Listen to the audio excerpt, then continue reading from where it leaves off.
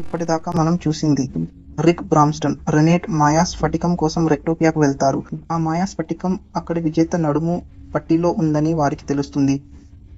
దాన్ని పొందాలంటే వాళ్ళు ఆ పోటీలో పాల్గొనాలి. దానికోసం బ్రామ్స్టన్ మరియు ఇద్దరు ఆ పోటీలో పాల్గొనడానికి వెంటనే ఒప్పుకుంటారు. అప్పుడు ఏంజెలికా కూడా ఆ పోటీలో పాల్గొంటుంది. కానీ రిక్ ఆమెను మళ్ళీ ఓడిస్తాడు.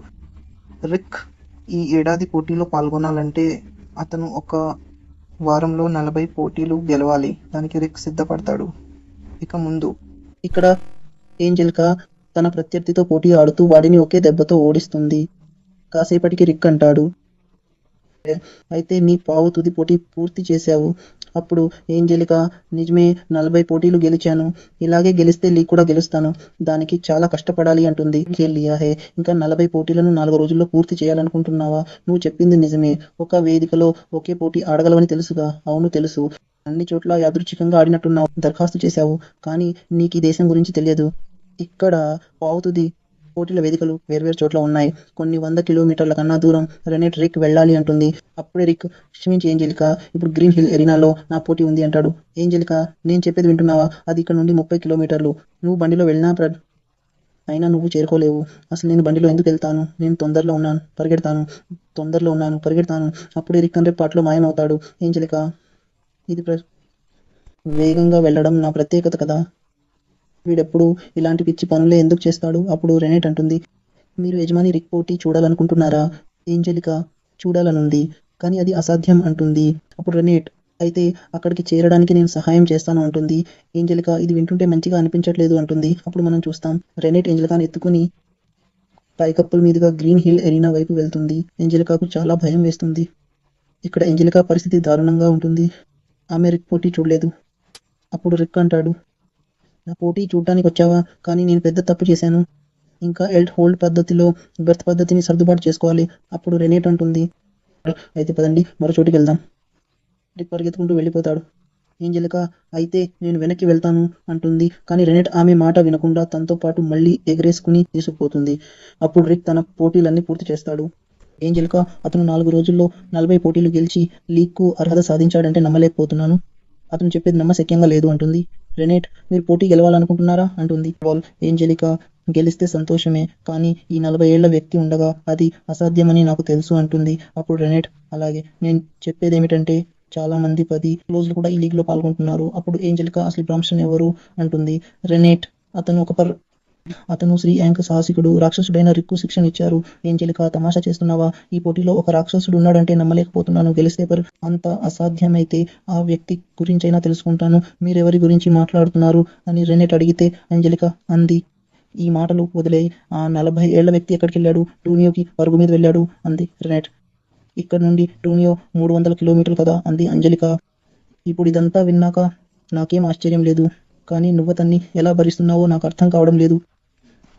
క్షమించండి, కానీ నాకు దాంతో తేడా పడదు అంది ఆమె. అప్పుడు అంజలిక అంది, జనాలు మిమ్మల్ని ప్రేమికులు అనుకుంటారని నీకు భయం లేదా? నాకు తేడా పడదు. నాకు మాస్టర్ అంటే చాలా ఇష్టం అంది రెనేట్.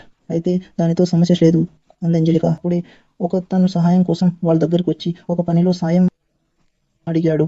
ఇంతలో పరుగు ముగించుకుని రిక్ తిరిగి రాగా, స్నాప్, మీరు తప్పకుండా రిక్ అయి ఉంటారు అన్నాడు. నేను స్నాప్ రంజరిక్ని, బెస్ట్ లీగ్ కమిటీ నిర్వాహకుడిని. మీకు నా గురించి ఎలా తెలుసు?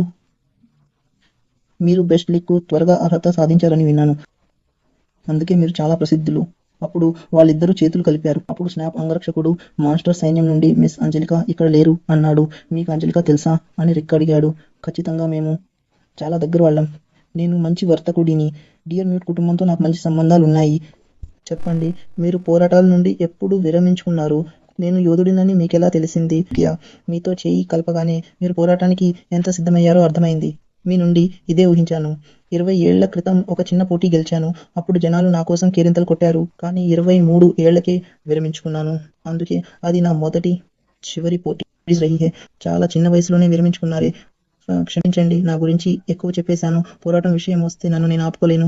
ఈ ఏడు కూడా మా సంస్థ నుండి ఈ పోటీకి ఒకరిని పంపుతున్నాం. సరే, నేను వెళ్తున్నాను. మీకు అంజలిక కనిపిస్తే అటు ఇటు తిరగొద్దని, ఒళ్ళు జాగ్రత్తగా చూసుకోమని చెప్పండి. అతను వెళ్ళాక రిక్ భోజనశాలలోకి రాగా మిలిషియా అంది, బాగున్నారా అయ్యా? స్నాప్ ఏమైనా అన్నాడా? అలాంటిదేం లేదు. ఏమీ లేకపోతే మంచిదే.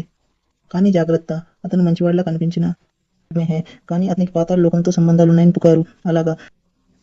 కానీ తను అంజలిక కుటుంబానికి దగ్గరని చెప్పాడు. ఈసారి అతను పోటీకి ముఖ్య ప్రాయోజకులలో ఒకడు కావడంతో అందరూ ఆశ్చర్యపోయారు. అవును, అతని సంస్థ ఒకరిని పంపుతోందని అన్నాడు. అయితే ప్రాయోజకుల కోటాలోనే ప్రవేశం పొందుతాడు. పోటీలో కొన్ని ప్రత్యేక ప్రవేశాలు ప్రాయోజకులకిస్తారు. అప్పుడు కొందరు అబ్బాయిలు బన్నీ దుస్తులలో వచ్చిన అమ్మాయిల గురించి మాట్లాడుకుంటున్నారు. ఆ అమ్మాయిలు రెడ్ మరియు అంజలిక. వాళ్ళు ఆ దుస్తులలో జనాలను పందెం ఖాయమని అడుగుతున్నారు. అప్పుడు రెడ్ అంటుంది, అంజలిక, నువ్వు ఇందులో పూర్తిగా లీనమైపోయావు. నేనిది నా సంతోషం కోసం చేయట్లేదు అంది అంజలిక. అలాగా? నేను వద్దన్నా కూడా నీ వల్లే నేను దీన్ని ఒప్పుకోవాల్సి వచ్చింది. తల నుండి రక్తం కారుతున్న వ్యక్తిని నువ్వు కాదనగలవా అంది అంజలిక. అవును, నేను చేయగలను అంది రెడ్. అప్పుడు ఒకతను మద్యం మత్తులో ఆ అమ్మాయిలను వేధించడం మొదలుపెట్టాడు. అతను అంజలికను వేధించడానికి రాగా మనకి అంజలిక కనిపిస్తుంది. ఆమెను దారుణంగా కొడుతుంది. అప్పుడు ఏంజలిక, ఈ బట్టలేంటి అంటాడు. దానికి ఏంజలిక, వీళ్ళు సహాయం అడిగితే కాదనలేకపోయాను అంటుంది. ఇంతలో రిక్రెడ్ని చూసి తన ఆలోచనల్లో పడతాడు. అది చూసి ఏంజలికకు అసూయ కలుగుతుంది. అప్పుడు యజమాని, అతను ఆర్గనైజ్ లీగ్కు 2 రోజుల్లోనే అర్హత సాధించాడు. అన్ని మ్యాచ్లను ఒక్క దెబ్బతో గెలిచాడు అంటాడు. ఏమీన్ ఆ రెండో వాడు అంటాడు. చూడటానికి మామూలుగా ఉన్న ఫేస్లీ క్వాలిఫై 4 రోజుల్లోనే పాస్ అయ్యాడు. ఈ ఏడాది చాలా సరదాగా ఉంటుంది. అప్పుడు అతను గతాన్ని గుర్తు చేసుకుంటాడు. లివా కెర్విన్ ను కలవడానికి వెళ్తాడు. అక్కడ చూసి ఆశ్చర్యపోతాడు. ఎందుకంటే కెర్విన్ ఒక్కడే చాలా మందిని ఓడించి ఉంటాడు. యజమాని అతన్ని హెక్టోపియాకు రమ్మని ఆశ చూపిస్తాడు. కానీ కెర్విన్ పై ప్రభావం ఉండదు. కానీ యజమాని చెప్పగానే, బలమైన ప్రత్యర్థులు దొరుకుతారని చెప్పగానే అతను రావడానికి ఒప్పుకుంటాడు. అప్పుడు యజమాని, చాలా కాలం తర్వాత నీలో ఉత్సాహం చూస్తున్నాను అంటాడు. తర్వాత ఏంజలిక రెనెట్తో సరిగ్గా మాట్లాడకుండా ఉంటుంది. రిక్, నిన్నటి దానికి బాధపడుతున్నావా? దిగులు పడకు ఏంజలిక, నువ్వు చాలా అందంగా ఉన్నావు అంటాడు. అప్పుడు రెడ్, నిజమే, ప్రేక్షకులు కూడా నిన్ను ఇష్టపడ్డారు అంటుంది. అతను నాకు ఇంకా గుర్తుంది. స్నాప్ నిన్ను కలవడానికి వచ్చాడని. ఏంజలిక, ఆ పేరుతో నాకు ఎవరూ తెలీదు అంటుంది. అప్పుడే లీగ్ మ్యాచ్లు మొదలవగా, వ్యాఖ్యాత లీగ్ మ్యాచ్లు మొదలవబోతున్నాయి అంటుంది. దీంతో టోర్నమెంట్లోకి ఎవరు వెళ్తారో తేలుతుంది. ప్రతి బ్లాక్ నుండి ఒకరే ముందుకు వెళ్ళగలరు. ఇక మన మ్యాచ్ మొదలు పెడదాం. ఇది హెల్మన్ థామ్సన్, ఏంజలిక డియర్ మోర్ మధ్య జరగనుంది. ఈ మహిళా యోధురాలి మ్యాచ్ ఎలా ఉంటుందో చూద్దాం. ఏంజలిక పోరాటంలో కొంచెం వింతగా ప్రవర్తిస్తుంది, కానీ చివరికి ఆమె గెలుస్తుంది. రిక్ కూడా తన తర్వాతి మ్యాచ్ గెలుస్తాడు. అలా ఇద్దరు తమ మ్యాచ్లు గెలుస్తూ వెళ్తారు. అప్పుడు రెనెట్, ఇక 4 మ్యాచ్లే మిగిలాయి. ఏంజలిక, టోర్నమెంట్లో ట్రోఫీ గెలవాలంటే నేను అస్సలు ఓడిపోకూడదు అంటుంది.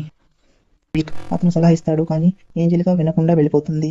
తర్వాత ఏంజలిక తన ప్రత్యర్థిపై మాయాశక్తితో దాడి చేస్తుంది. రిక్, ఈమె దాడితో పాటు తన మాయాశక్తిని అంటాడు వాడుతోంది, కానీ ఈ ప్రత్యర్థి ముందు ఇది పనిచేయదు. ఏంజలిక మళ్ళీ దాడి చేస్తుంది, కానీ అతను తప్పించుకుని ఆమెను ఒక గుద్దుతో పడగొడతాడు. దాంతో ఏంజలిక నాకౌట్ అయ్యి మ్యాచ్ ఓడిపోతుంది. కొద్దిసేపటికి వైద్యులు ఏంజలికను నయం చేస్తారు. రే, బాగానే ఉన్నావా అంటాడు. ఏంజలిక, అవును, బాగానే ఉన్నాను అంటుంది. కానీ నువ్వు తొందరపడ్డావు. అది పనిచేయదని తెలిసి నీ శక్తిని వృధా చేస్తూ ఆ మాయాశక్తిని ఎందుకు వాడావు? ఏంజలిక ఏమీ చెప్పకుండా వెళ్ళిపోతుంది. వెంబడించి మాట్లాడమంటాడు. ఏంజలిక, నువ్వు కలిసిన స్నాప్ నాకు కాబోయేవాడు. మా కుటుంబం కష్టాల్లో ఉన్నప్పుడు అతను సహాయం చేశాడు. ఇదంతా ఏడాది క్రితం మొదలైంది. మా తల్లిదండ్రులు ప్రమాదంలో చనిపోయారు. తర్వాత మేమే కుటుంబాన్ని చూసుకోవాల్సి వచ్చింది. అనుభవం లేక ఆర్థికంగా నష్టపోయాం. అప్పుడే మా తాతగారికి స్నాప్ దొరికాడు. అతనితో ఒక ఒప్పందం చేసుకున్నారు. అతను ఇక్కడే ఉన్నాడని నాకు నమ్మకం. ఆయనకు పెద్దవాళ్లతో సంబంధం కావాలి. నన్ను పెళ్లి చేసుకుంటే మా డియర్ మూడ్ కుటుంబ ఆర్థిక కష్టాలు తీరుస్తానని మాటిచ్చాడు. మేం కష్టపడి మా పరిస్థితిని బాగు చేసుకున్నాం. కానీ ఈ నిశ్చితార్థం రద్దు చేయడానికి చాలా ఆలస్యమైంది. తమాషా చేస్తున్నావా? నిజంగా అతను నీకు కాబోయేవాడేనా? అలాంటి వాడిని నువ్వెలా ఇష్టపడగలవు? నేను చెప్పింది విన్నావా? ఇంత కథ చెప్పినా నీకు అర్థం కాలేదా? నీ బుర్ర పని చేయట్లేదా? చెబుతున్నానుగా, ఈ నిశ్చితార్థం రద్దు చేయడానికే దర్యాప్తుకు వచ్చాను. ఆ టోర్నమెంట్కు అతనే స్పాన్సర్ అని తెలిసి ఇందులో చేరాను. అక్కడ ఏంజలిక ప్రత్యర్థి ఒక క్రియేటర్తో గొడవపడి గట్టిగా గుద్దాడు. కానీ ఆ క్రియేటర్ వాడిని కింద పడేయడంతో స్పృహ తప్పాడు. అప్పుడు ఆ క్రియేటర్, అసలు నీలాంటి వాడు నా ముందు నిలబడగలవని తెలిసింది అన్నాడు. తర్వాత ఒక అమ్మాయితో తప్పుగా ప్రవర్తించసాగాడు. ఏంజలిక ఆపడానికి అడ్డు వెళ్ళింది.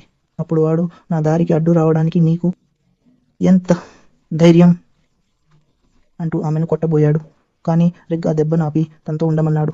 అప్పుడు నిపా వచ్చి టోర్నమెంట్ దాకా ఆగమని చెప్పాడు. అందుకే గ్రిడ్ వెళ్ళిపోయాడు. అక్కడి మేనేజర్తో డబ్బు త్వరలోనే ఇస్తాం అన్నాడు. అసలు అతనెవరు అని రిక్ అడిగాడు. దానికి స్నైప్ అతని పేరు గీత్, నా తమ్ముడు అన్నాడు.